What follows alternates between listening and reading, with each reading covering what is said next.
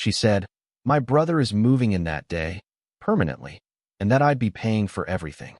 If I didn't like it, I should move out." I replied, "Understood." Then I packed my things, canceled the lease, and left. The panic came quickly. My name is Daniel. I am 33 years old, and I work as a systems analyst for a healthcare software company. I live in a large metro area, keep a steady schedule, and prefer quiet routines over chaos. I split my time between work, the gym, and evenings at home. I am not impulsive, and I do not thrive on uncertainty. My girlfriend was Melissa. She is 30. We had been together a little over 2.5 years and living together for the last 14 months in a 2-bedroom apartment downtown. The lease was in both our names, but I paid the larger share of rent and utilities because I made more. That arrangement had been mutual and agreed on at the time. Melissa has a younger brother named Kyle. He is 26, chronically unemployed, permanently between plans, and always one emergency away from needing help. He had stayed with us temporarily before. Temporary in Kyle's world usually meant until someone forced the issue. About 3 weeks ago, Melissa came home unusually upbeat. Too upbeat. She dropped her bag, kicked off her shoes, and told me she had exciting news. That phrasing alone made my stomach tighten. She said her brother was moving in. Not for a few weeks. Not until he got back on his feet. Permanently. She said it casually, like she was telling me we were out of coffee. Then she added that since I already covered most of the bills, it would make sense for me to handle the extra costs too. Food, utilities, internet. She said Kyle was family and needed support, and that I should be happy to help. I asked when this had been discussed. She said it did not need discussion. I told her I was not comfortable with that arrangement. I said we needed to talk about boundaries, finances, and timelines. That was when her tone shifted. She said if I did not like it, I could move out. No hesitation. No negotiation. Just a challenge. I looked at her for a long moment and realized she was not bluffing. She expected me to cave. I told her one word. Understood. She laughed like she had won. She had no idea what was about to happen. I did not argue after that. I did not raise my voice or list reasons or try to reason her out of it. When someone gives you an ultimatum that cleanly, the only honest response is to accept it at face value. I went into the bedroom and closed the door. Not dramatically, just quietly. I sat on the edge of the bed and thought through logistics instead of emotions. That has always been my default. Once you strip feelings out, decisions get very simple. The lease was month to month. That detail mattered more than anything else. We had chosen that because Melissa liked flexibility. She said it made her feel less trapped. At the time, I agreed. I made a note of it and pulled up the lease agreement on my phone just to confirm the notice period. 30 days. I opened my laptop and started making a checklist. Cancel internet. Transfer my portion of utilities. Change my direct deposit address. Look at storage options in case I needed them temporarily. I was calm in a way that probably would have scared her if she had seen it. An hour later, she knocked and came in without waiting for an answer. She asked if I was done sulking. She said Kyle would be here in 2 weeks and that I needed to adjust my attitude. She added that once he moved in, the second bedroom would be his, so I should clear my office stuff out anyway. I looked at her and said I had already given notice. She blinked. Asked notice for what? I told her the apartment. I told her I would be out before Kyle arrived. I told her she could keep the place if she wanted, but I would no longer be on the lease or paying any bills. That is when her confidence cracked for the first time. She said I could not just do that. She said we lived together. She said couples work things out. She said I was being dramatic over family helping family. I reminded her that she told me to move out if I did not like it. I told her I took her seriously. She said that was not what she meant. That sentence came a little too late. Because the moment she made my housing conditional on obedience, the relationship changed shape permanently, and she was just starting to realize it. The next few days were surreal in the calmest way possible. Melissa acted like nothing had changed. She talked about paint colors Kyle might like. She complained about how cramped the apartment would feel with 3 people, but followed it up by saying sacrifices were part of adulthood. She asked me to help move some of Kyle's things later that week. I did not engage. I had already scheduled the lease termination with the property manager. I sent the written notice the same night she gave me the ultimatum. I confirmed in writing that I would be vacating at the end of the notice period and removing my name entirely. No drama. No warnings to her. Just procedure. When the confirmation email came back, I forwarded it to my personal account and archived it. Melissa noticed the boxes first. I started packing methodically. Clothes first. Then my desk setup. then the kitchen items I had paid for.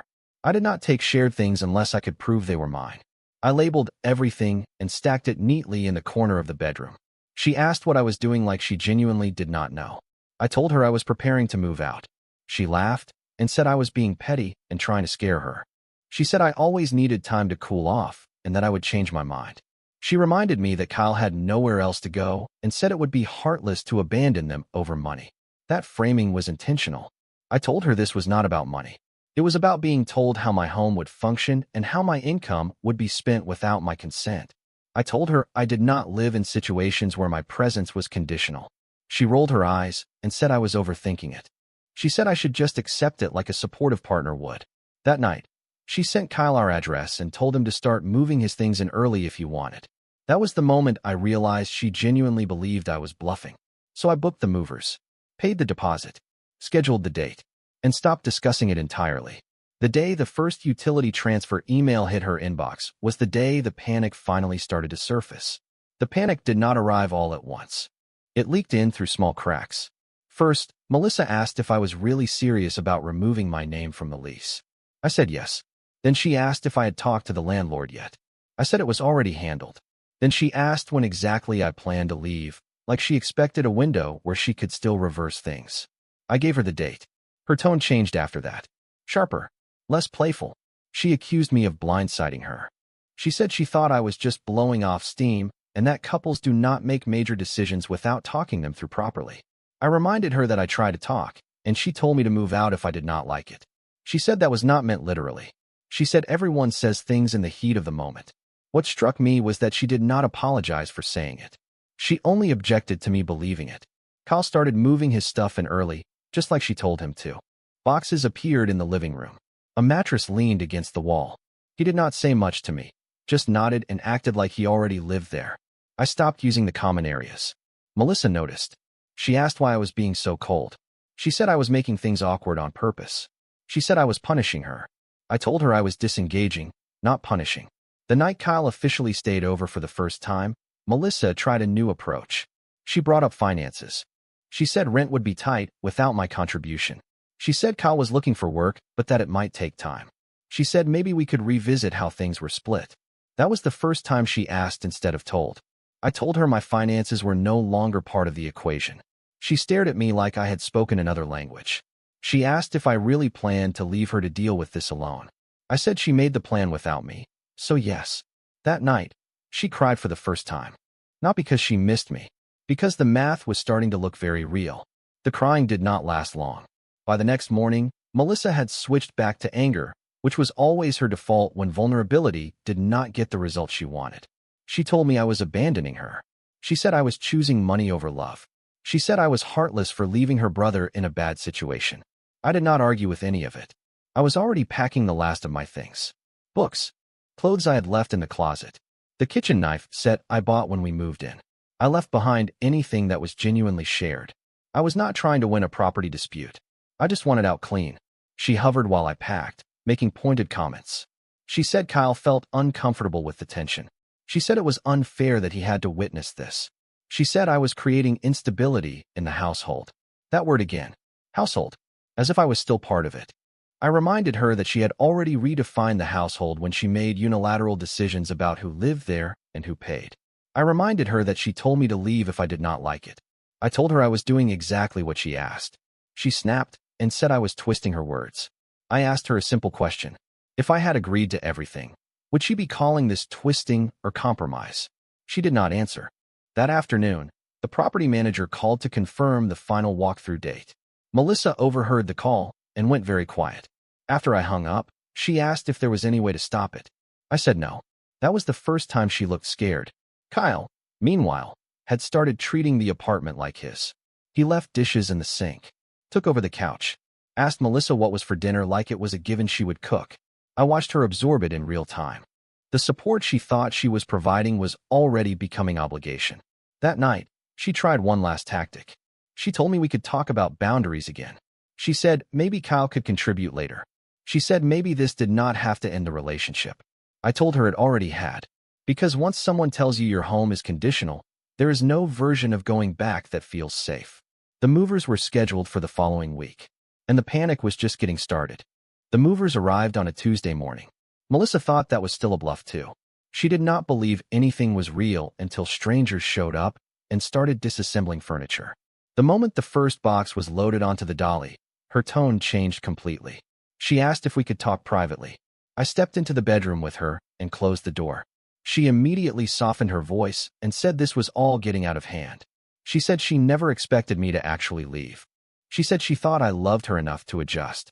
I told her that love does not mean surrendering agency. I told her that I do not stay in places where my housing and finances are treated like leverage. She said I was making a huge mistake. She said relationships require sacrifice. She said she would never have done this to me. That last part was not true, and we both knew it. Then she pivoted. She said Kyle could move out later. She said maybe he could stay with a friend instead. She said maybe we could pause everything and reset. I asked her why those options only appeared once I was leaving. She did not have an answer.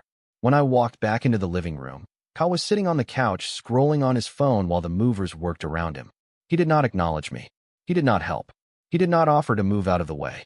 That image told me everything I needed to know about how this arrangement would have gone. As the last of my things were loaded, Melissa followed me outside. She asked where I was going. She asked if I was really ending everything over this. She said she could not believe I would just walk away. I told her I was not walking away. I was leaving exactly when she told me to. When I got into my car, my phone buzzed immediately. A message from her saying she did not think I would actually do it. That sentence stayed with me, because it explained the entire situation. She did not think my boundaries were real. She thought they were decorative. By the time I drove away, the panic had fully set in. The first night after I left, my phone did not stop buzzing. At first it was anger again. Long texts about betrayal. About how I embarrassed her in front of Kyle. About how real partners do not abandon each other when things get hard. She accused me of ruining her plans and making her look irresponsible. Then the tone shifted.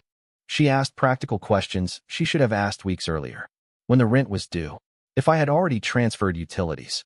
If I was really off the lease, or if that was reversible. She asked if I could still cover my share for one more month until Kyle figured something out. That was the panic talking. I replied once. I told her my obligations ended the day I moved out, and that the lease cancellation was final. I told her she needed to talk to the property manager directly.